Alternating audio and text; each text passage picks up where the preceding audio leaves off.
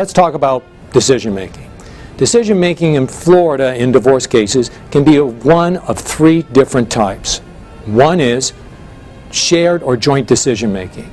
That's where divorced parents still communicate with each other regarding the major issues in their children's lives, and they come together in joint decisions concerning them.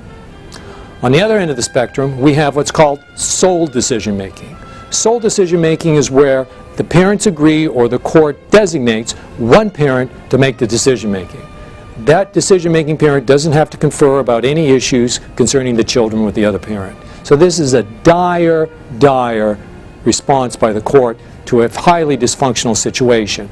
And it's so dire that in fact the parent requesting sole decision making must prove that shared decision making is detrimental to the child.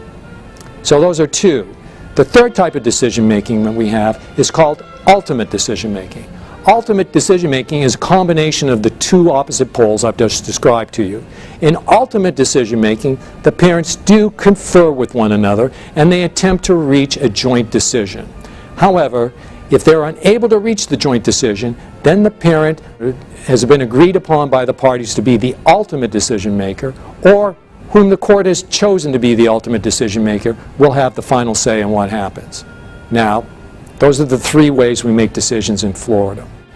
You need to be a good co-parent with your spouse during the separation, during the divorce, and afterwards.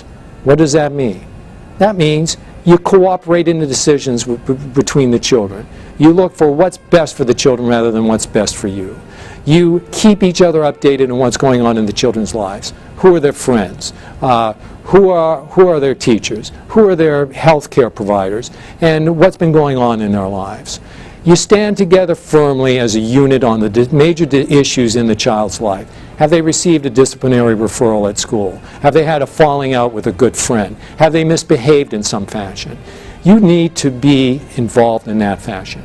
Another thing that's looked at in best interest by the courts is how much were you involved in the child's upbringing prior to the breakdown of your marriage and during the course of the divorce. Let's face it, if you weren't very involved then, the court's going to look more heavily in deciding in favor of the parent who was.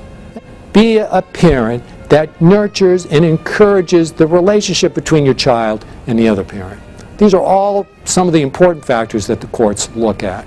Now, many of you, if not most of you, are probably sitting back at the present time and saying, oh my God, you've got to be an uber or super parent in order to qualify here to have any chance of being an involved parent after a divorce.